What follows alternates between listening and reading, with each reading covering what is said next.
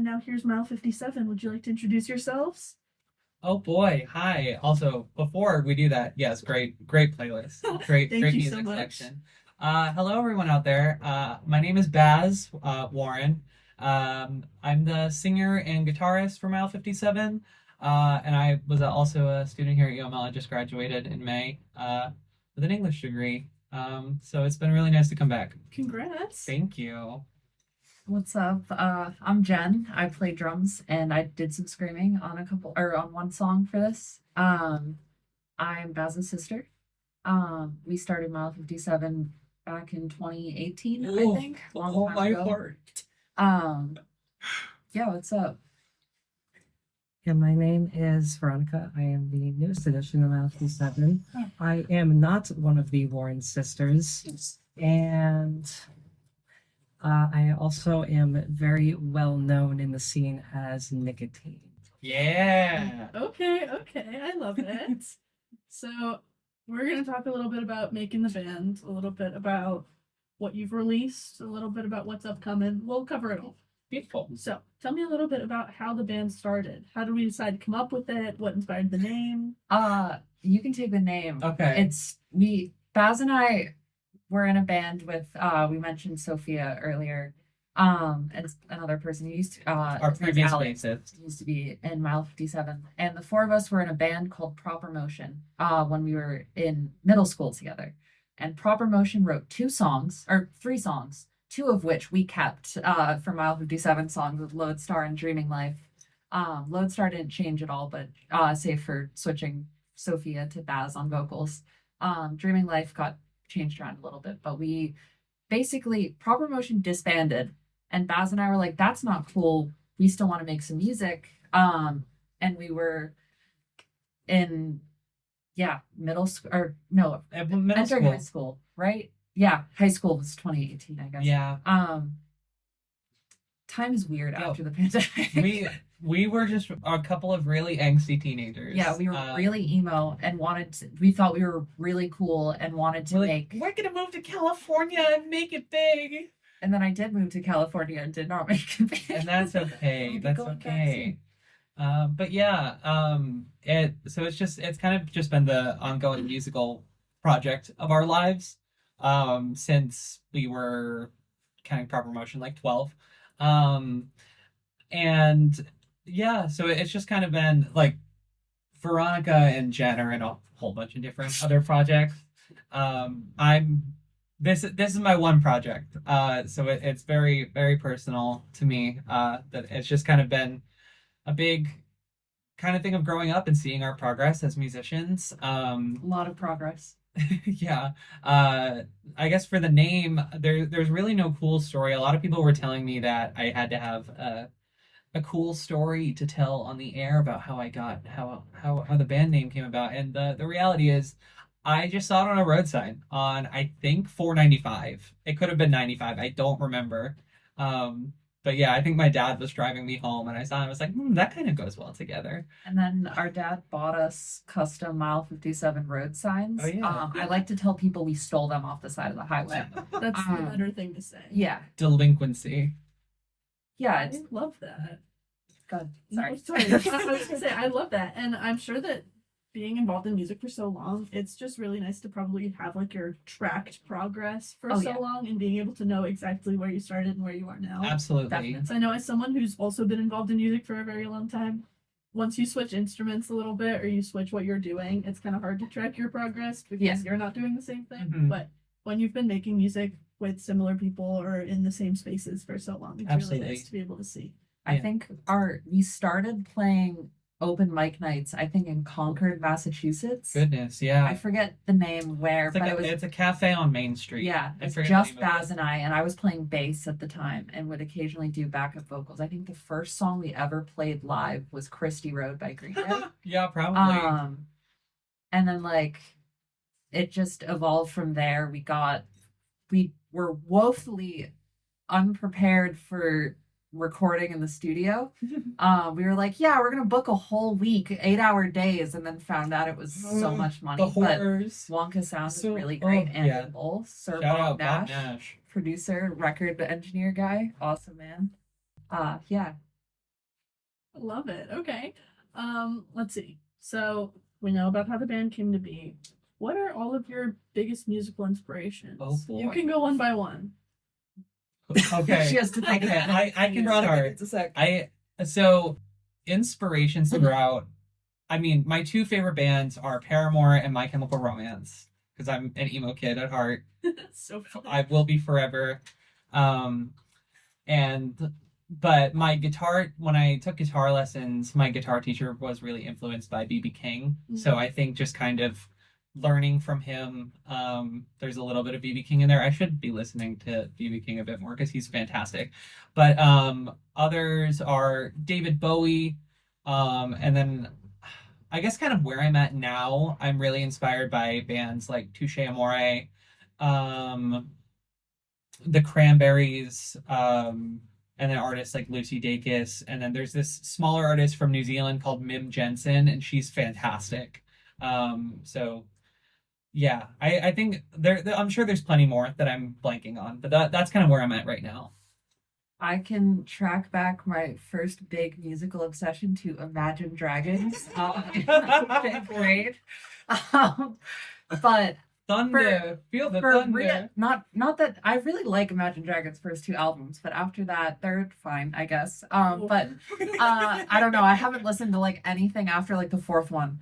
But the first time I really started getting into music, when we were doing Proper Motion was Green Day was Oh, yeah. super big. I That's a learned big one too. every single Green Day song, like 230 of them at the time. Did you really? That's how I Oh learned my to play drums goodness. basically. Like I was taking lessons, but then I was like, I'm gonna learn every Green Day song ever. So I did that.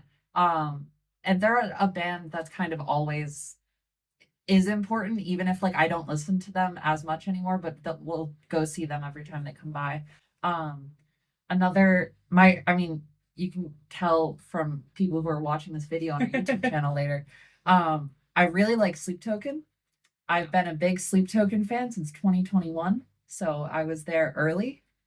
They've influenced me a lot. We haven't really written music for this band since I got super into Sleep Token. Like I kind of found them right as we were finishing writing our third album, so there wasn't much room, but they've inspired me a lot.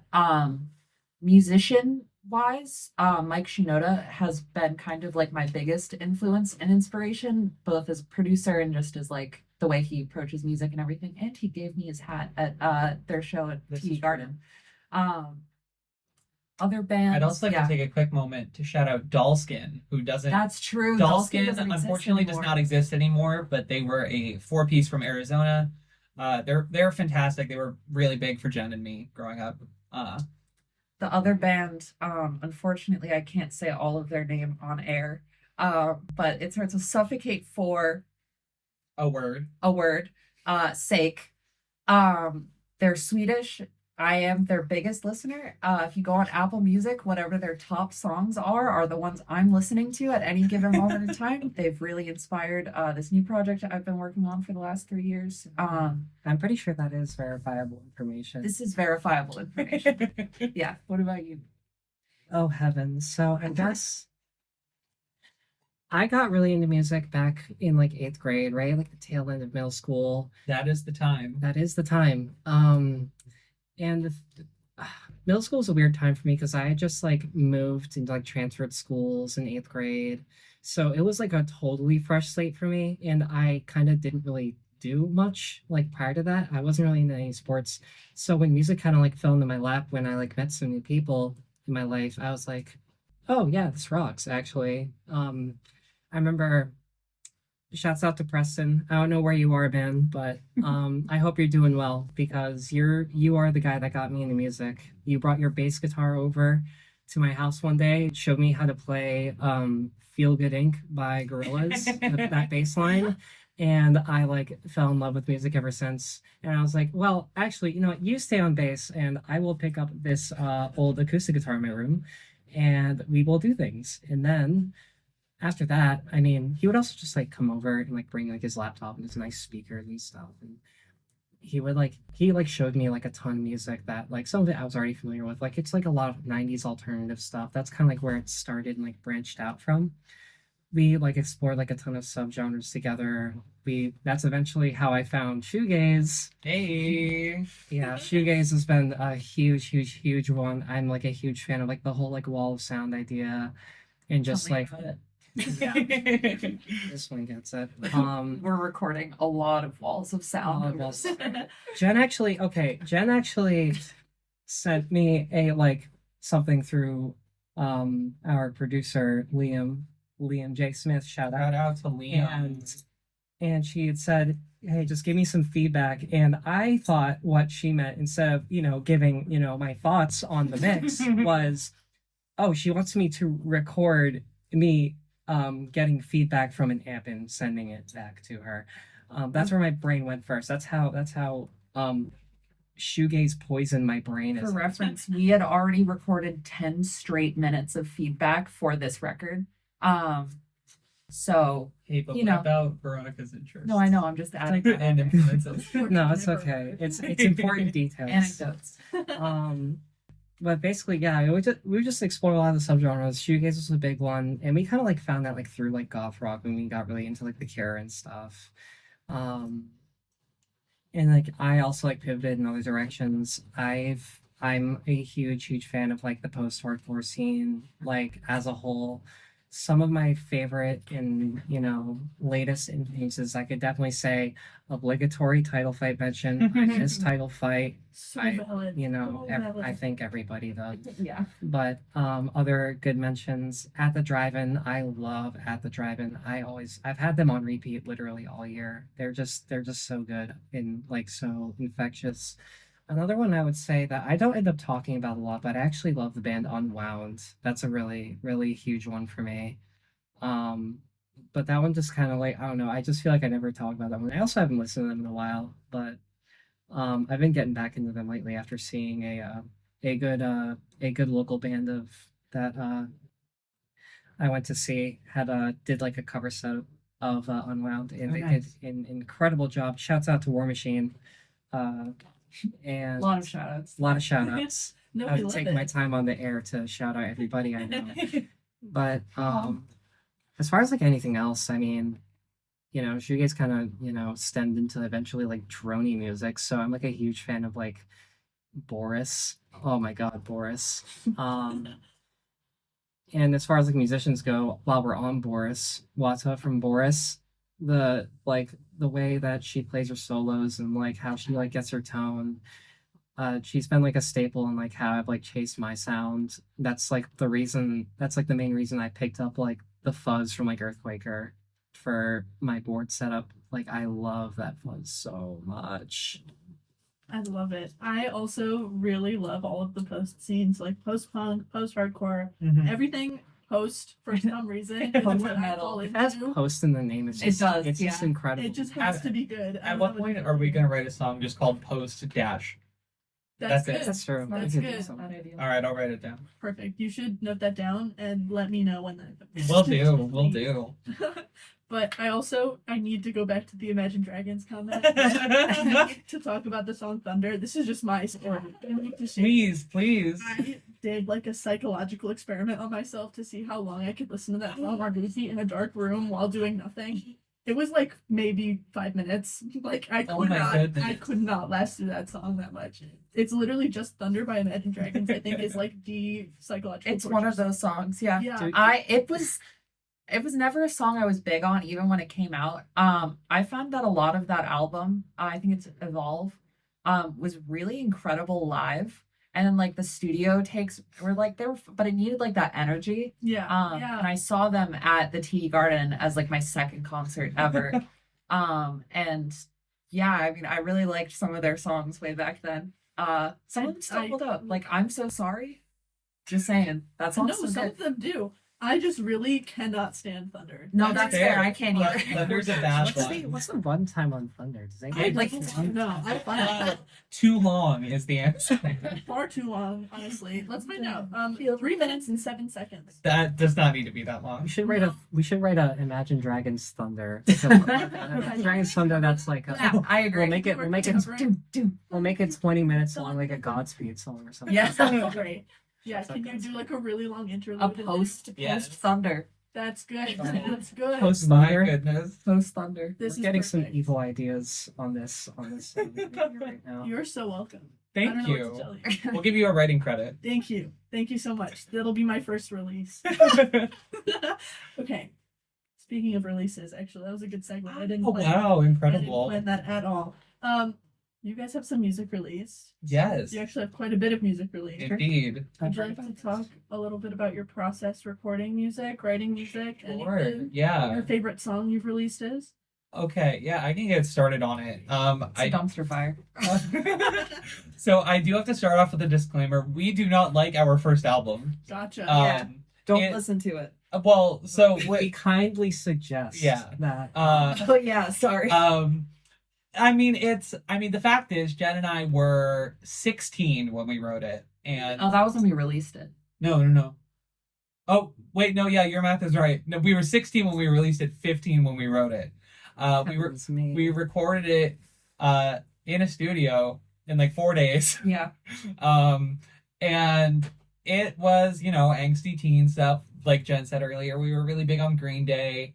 So it was pretty punky. We wanted to write a rock opera without understanding how to write a rock opera, and So many power chords, so many it was- pentatonic scales. it was a concept album, but the concept was not very good. Mm-mm. And the funniest thing is that another band I really like, Raccoon Tour, who Oh, shout I'm friends out. with some of the members. They let me play with them at one of their shows last year. Their first album, The Denton Weaver, has all of the good parts of the concept of Move to the City executed 1,000 times better. So whenever I want to listen to the storyline of Move to the City, I just listen to The Denton Weaver by Raccoon Tour instead. Because that album is incredible. Yeah. Yeah. But that album, that first album, had just a lot of angst, a lot of emotions in the best way our 15-year-old brains knew how to put it on a page. Not very well. Which was not very well, but that's okay. I cherish the experience and getting to have made it. And around the time we had written a couple more songs, right before we went into record for that album, which wound up becoming songs on Amateur Therapy, our second record, which actually just had its 5-year anniversary on Crazy. October 30th, which makes me feel very old. But that one came out a year after Move to the City. And I think the growth between the two albums is very, very big, I think. I'm biased because it's my own music, but I really think that, I don't know, it hits different, Amateur Therapy. I think it was I would dare to say that I'm the primary lyricist. That's for- fair. But I don't even disagree with this. so Veronica's never written lyrics. I've written like 6 songs. we'll work on it. I think I've written realistically like one song where it was like my own lyrics and that was it, like so far, and it wasn't even for Melody. Yeah, That's okay. That's okay. But yeah, because like Move to the City was very much like, it was intended to be a concept record that was, I guess, maybe inspired a little bit partially by our own lives, but like not really. But like, Very much. Liberties taken. yeah, as a lyricist, I am always trying to kind of like put my own experience into the songs I write, because that's just what I know. And so Amateur Therapy was just me being 16 or 17, being really depressed and just writing everything I felt and just being angry about it and sad about it. And just like letting myself kind of vent out and have that outlet. And that, I think that's probably why I do just cherish that album so much, just because it's really special to me, because I can kind of have this time capsule of where I was at emotionally when it was written, for better and for worse, but then for our third album, Can I jump in real quick? yeah, go for it. When we were writing Move to the City, I vividly remembered we would get home from school and walk down the street at like 7 p.m. to this little Oh, corner goodness. store and buy like soda and candy and I think there's a line in Move to the City that's like drinking tea and Pepsi or something, and that was like what we were doing. Don't bring it up. Don't It's bring not it a good album. And then we would walk to this park near our house and we'd sit on the swings and we'd like eat and chat or whatever. write And we'd go music. home and we each had our little like notebooks and we'd write music in the notebooks. I keep talking away from the microphone. I'm not used to this. I play drums. And with Amateur Therapy, it was a very live album. So we would sit in, our garage practice space and we would just like jam out and figure out what was going on. And sometimes we'd show up with lyrics. Sometimes we'd write lyrics there. But usually for that album, we'd kind of like play something together and then we'd add lyrics afterwards. And that album, like, even when we recorded in the studio, like we didn't have a click, partially because I struggled with playing to a click at the time.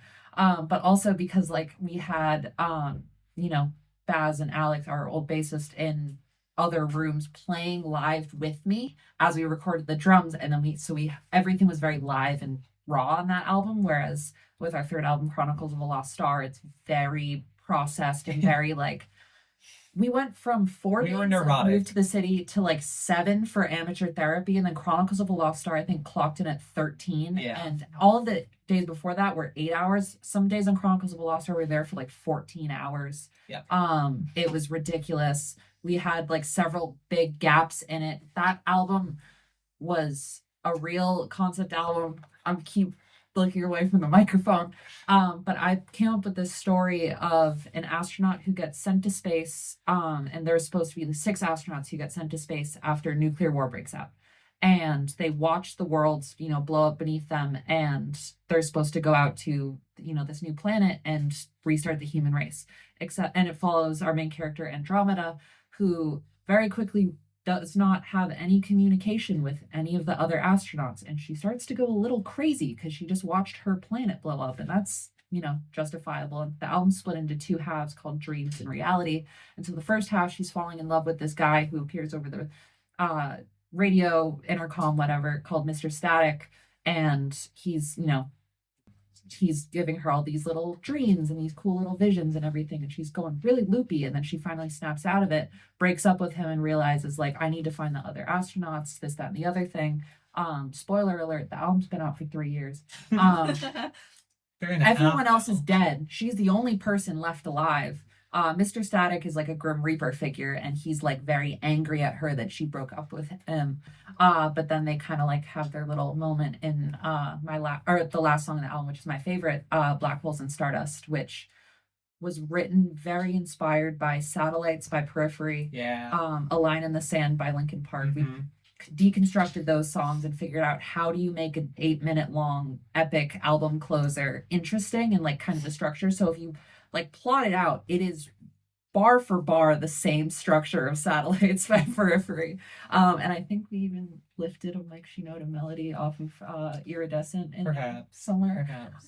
If I can jump yeah. in, and then we can get to the favorite song question because we're yappers. I'm sure you've No, realized. you're fine. I mean, you're filling my airtime. Good. But it was a very pretty much from like 2017 to like 2021, we were always writing music or doing something with music. And the first album was recorded and released in 2019. The second album was recorded and released in 2020, but it was written in 2019. And then for I the forgot about this. for the third album, how could you forget? I forgot about this. For the third album, actually in between the recording and release of Amateur Therapy, we spent a week, locked ourselves away in our I guess it's not really like a studio, but it's like kind of a I turned it into one this Yeah, summer, but before that. but locked ourselves away for a week in the middle of New Hampshire to just write and see what came of it. And we just did that for a week straight, and wrote then a whole album. wrote a whole album in a week straight. Well, I don't think we had all the lyrics yet. Yeah, but we wrote all the instrumentals. And then left it because then we were like, okay, we should probably focus on putting out a couple more singles and releasing our second album. And then after the second album got released, we took a listen back to everything that we made a whole bunch of demo recordings, and we were like, wow, these are all really bad because We kept Parallax was the only one that stayed, or Parallax and Mr. Static are two of our Yeah. songs. We played Parallax tonight. The kick drum pattern changed on that song. I don't know why that was the one thing that fixed it. But that song stayed. Mr. Static went completely unchanged. And we then changed like 2 lines. I yeah, think, in and then lyrics, the but- chorus chord progression of Black Holes and Stardust was kept. Everything else, there was a 10-song album we completely scrapped and rewrote the whole thing. The concept was originally had 3 astronauts and they were all on a ship together and only one of them was in, and it was like a whole mess. And I'm like, no, Yeah. we're just gonna condense this and fix it and rewrite and rewrite Yeah. and rewrite. And so that was between, I guess 2021 was when it was written and recorded, Chronicles of a Lost Star, officially now, the non-scrapped version.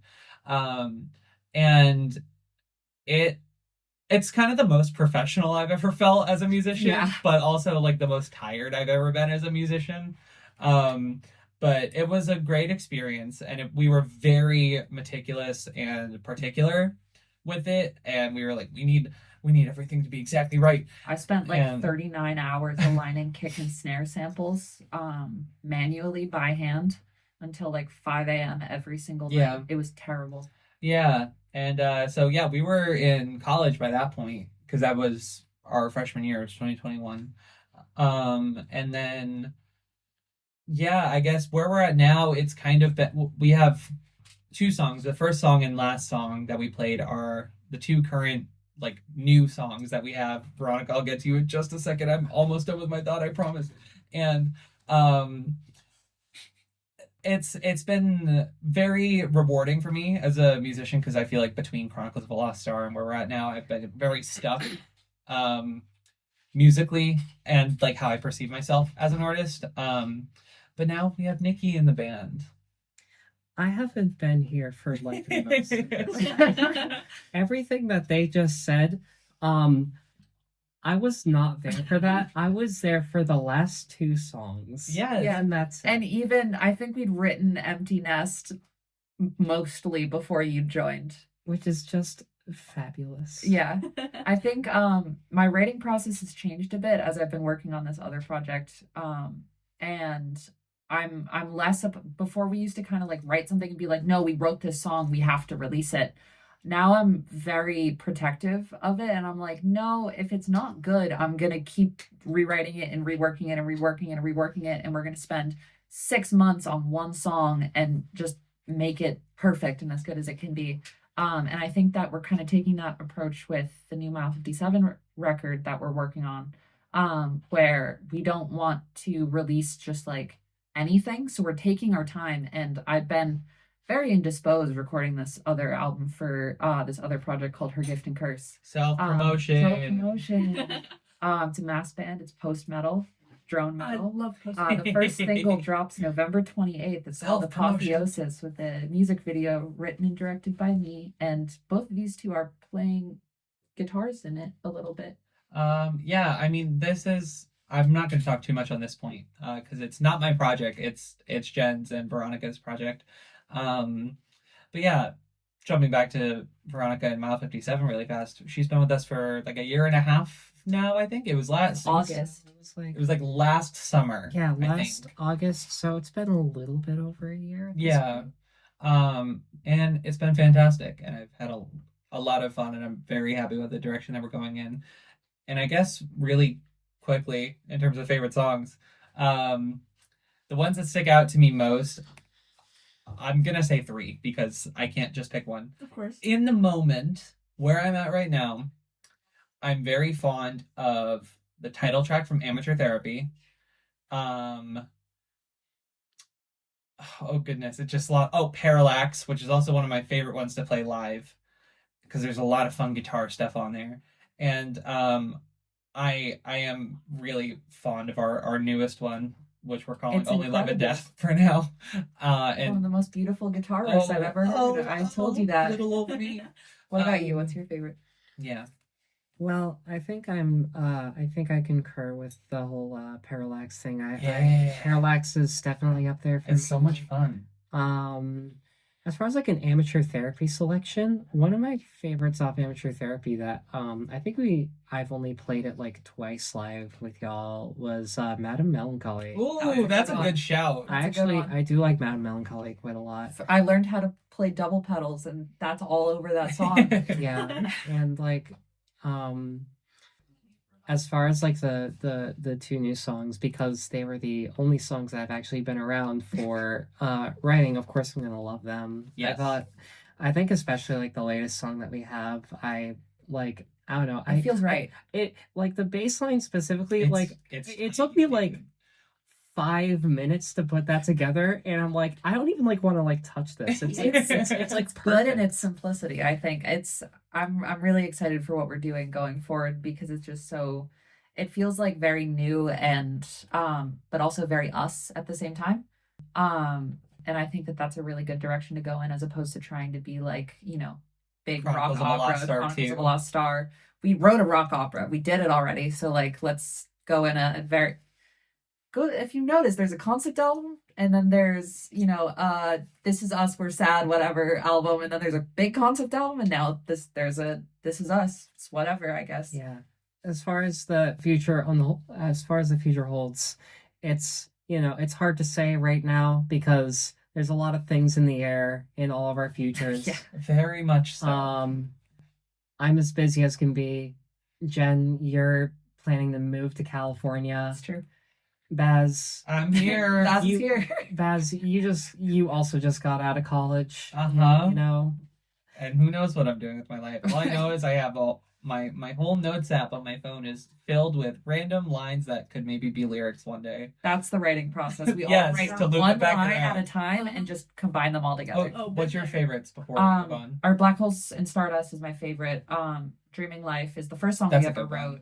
wrote. Very important to me. It's not the last song, but one of the last songs on Amateur Therapy. Yeah, it's It like was the last third song I from last, played I think. before I moved to LA at the start of the year, so it was very, very emotional for me. Very good one. I'm a fan of that one. I feel like I want to touch back on the writing process thing a Mhm. little bit. I feel like a lot of local bands or like smaller bands, growing bands, whatever you want to say, definitely fall into the niche of like, I need to be this, I need to Mm. be that, like wanting to become something that they aren't rather than finding their own sound. And I think that's pretty normal for smaller bands. I Yeah. think it's really easy to want to be something and expect that you will be something yeah. and then not take time to find out what you actually For are. sure. So I think that resonates probably with a lot of people. Yeah, on sure. that point too, I think throughout the band's existence, there's always been asked like, oh, well, who do you guys sound like? Like we've gotten that question so many times. And like not to sound pretentious or like I'm full of myself, but like I genuinely don't know another artist who sounds exactly like us. And I'm sure there's someone out there or a band out there because know. statistical and probability or whatever. I was an English major. I don't know math. I But went to Emerson College where they don't teach them. I didn't go to college. and that's okay. We don't need math. But like, yeah, I don't know anyone who sounds exactly like us. And so like we have influences, sure, and those influences change from album to album, but like I feel like we've kind of just made this sound that shares a lot of similarities with a lot of our influences, but isn't like 100%. So it's nice to kind of have like I don't know. It's nice to feel like that we have something unique, Yeah. without sounding full of myself. No, I completely get it, and I think you are very right. that Oh, guys thank do you. Very much have your own sound. I appreciate that. Okay, so obviously we touched a little bit that there's new music coming up Indeed. soon, maybe Mm-hmm. at some point. Something like that, Soon, maybe. As Soon is a soon really is like vague within word. the next year and a half. Yeah, somewhere. Soon is a really vague word I'm He's using. written 2 songs. There's lyrics for a couple others. There's like half lyrics for a couple others. My goal, me personally, is to record an album before I move to California. At least the drums. Goodness. Yeah, that's my thought. You don't have to have think? the lyrics done. I just got to get the drums down before I go out boy. there. That's my goal. That's what I set for us. That's a talk for another time, I think. But obviously we have new music Yeah. at some point. Is there any shows coming up? Anything else? Yeah, so at the end of this month on the 28th, so it's the day. Oh, yeah, go for it. On the 28th, we're playing at the Tackle Box Brewery with Sunset 87. They used to have a different name. I can't say on air, I don't think. But my drum teacher, Joe, Shout out Joe. who taught me like so much, and not even just drums but life and stuff, is he's the drummer for Sunset 87. So we're going to be playing with them at the Tackle Box Brewery in Marlboro. It's the day after Thanksgiving. Black Friday. Oh, that must be such a really nice like full circle. It moment is, for yeah. you. He got That's me some awesome. really cool gigs out in LA, playing with some people, like big people, kind of. Really cool. And then on the 30th, 2 days later. 2 days later, we're playing the Midway Cafe in Jamaica Plain at like 4:30 in the afternoon. Yeah, it's a matinee show. I think the music starts at 3 or 3:30, and we're on. I think it's 3:30 because I think we start at 4:30, and we're the second band. Um, I Out almost of like 4. completely forgot like where I knew we had a show today. I did not know Yeah. when or where we were gonna. that's okay. I'm on top of it. Just we got it. Someone knows everything. It's Someone, okay. yeah. And it's always always me. Baz. It's It's Baz. always me. I'm a chronic overplanner, and if I don't know everything that's going on, I get neurotic. So Yeah, So- Dad showed me how to color code my calendar. Yeah, so he showed both of us how to color code our calendars, and it's life yeah, changing. my calendar for November looks like somebody dropped a bag of Skittles. Yeah, on it same. now. It's like it's actually horrifying because like I looked at it like after and I was like, oh, I have like 2 free days. Yeah. Yeah. actually to like November's do that stuff. kind of month. Yeah. Mhm. We wrote Baz and I wrote a song for the credits of this short film that I co-directed. High Holiday in Siena, if you're listening. We have a production company called Splatter Virgin, and we released a short film on Halloween called Horror from the Deep. So Mile 57 has a song playing over the credits. It's only like 40 seconds. There's no words to it, but you should go check that out. I cannot tell you what it's about on air.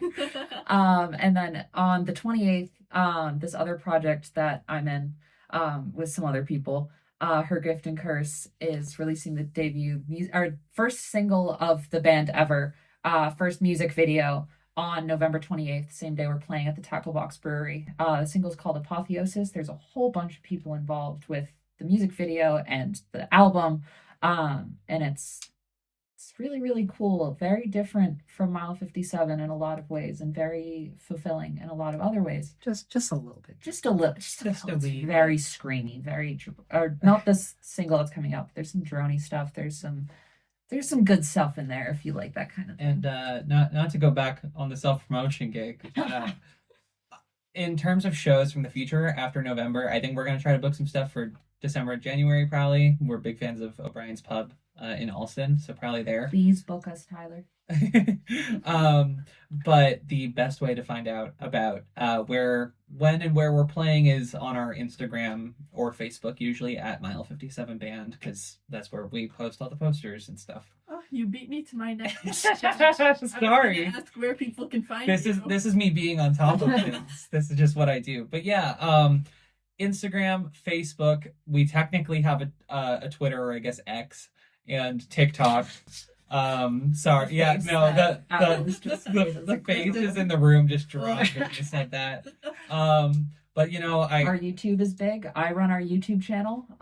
This interview will be on that YouTube so channel. I didn't get to say the username for the It's okay. social media. It's okay. But we technically have a Twitter and a TikTok, although they're like not active because I'm trying to get off of those apps. But it's at Mile 57 Band. And a joke from we had our song No Choice play on the River 92.5 like last year, I think, and they said Mile 57 is the numerals 5 and 7. So if you're wondering how to spell it, yeah. There you go. And you can find me coming Yes. soon in Jamaica Plain because I am moving and I'm not stressed about that at all. And if you want to more reliably find me, you can find me with these folks at Mile 57, or you can find me in a couple of other projects that I am also involved in. Most notably, Andrew Queen. Shout out Andrew Queen. Reed Duran as well. Reed Duran as well. We haven't played a show in quite a long time, but I definitely want to play another show with Reed soon for sure. I get out there a lot for sure. You could find me. She's in like stumbling around 5 the halls. bands right now. You Yeah. can find me in Mile 57, Last Violets, where we played our My Chemical Romance cover show last week. 2 weeks ago, No. not last week. Oh my god, it's November 10th. October 24th. We played a show with members of this other band I'm in, Last Violets, a bunch of like indie pop, Peach Pity kind of fun stuff. And Her Gift and Curse and maybe other things. There's always other things. Yeah. And I'm just here in Mile 57. Love it. I want to shout out Andrew Queen super quickly because I saw them at Tangos. Awesome. Incredible. Love it. Yeah. R.I.P. Tangos also while we're Yeah. here because, I mean, rest in peace. Yeah. I just joined Andrew Queen not too long ago. That's like my newest addition. To the roster.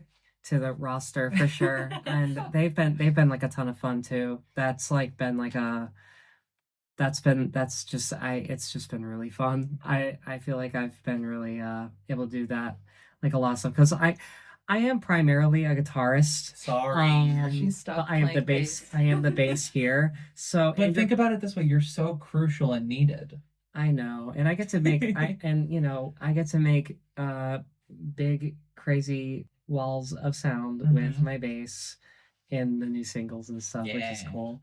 And then like all the other projects are outlets for my guitar playing. Yeah, I get it out of my system, and I And then we have to reel you back and then in. you really Another shift at the Mile 57 factory. Gotta clock in. It's okay. It happens. I get it. Anything else we want to shout out before we sign off today? I don't think so. This was a lot of fun. I guess Shout out the Fallout Shelter. yeah, shout out the Fallout Shelter. Thanks. Shout out to UML. Shout out to the English department specifically. Love y'all. I don't know who's listening, if anyone's listening, but yeah, those are my people. I miss them a lot. But yeah, I had a great time here today and just kind of in general at UML. So this has been very fun and very rewarding. But yeah, I don't really have anything else in terms of shout out. At some Oh, shout out to my point- dad. He's Yeah, at home Dad. staying up listening right now. And he's That gonna guy's come help us incredible. get our gear in like 25 and minutes. drive a car all the way out here to load our gear into. You can find this interview probably this week, maybe not this week. We usually upload on Fridays at noon on our YouTube channel. So promo. You gotta. I know, it's just so you don't have a great. TikTok, so I gotta do it here. I mean, if you want to run the TikTok, I do don't. not want to run your TikTok. Video from this set will also be there at some point. I gotta edit it together and stuff, but that'll be there soon. Yeah, come see us play if you would like to. That'd be really cool. We'd love to have you there. Tell us that you came from this little thing, and we'll be like, oh my god, that's so cool, and give you some free stickers maybe or something. Yeah, Nikki, Love you it. got anything? I like music. Yeah, I think that's Listens a by great. Her Gift and Curse on We November kindly 28th. suggest you do so. Oh yes, my apologies.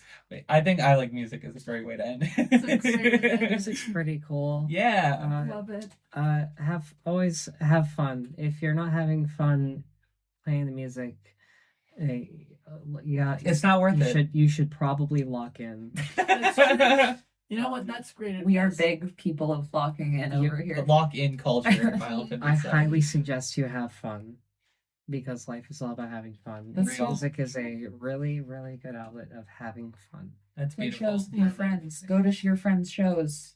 That's where all the We fun suggest is. it. We do highly suggest it. Yes. Okay, love it. Thank you guys for coming. Thank you We're so very much. Happy to have you guys playing. Very happy to have you guys in for the interview, and we appreciate it a lot. So thank you guys very much. Thank you. And thank you to anyone who's listening for tuning in. This has been 91.5 FM, WUML Lowell. This was live from the Fallout Shelter, and we'll see you next time. Bye bye.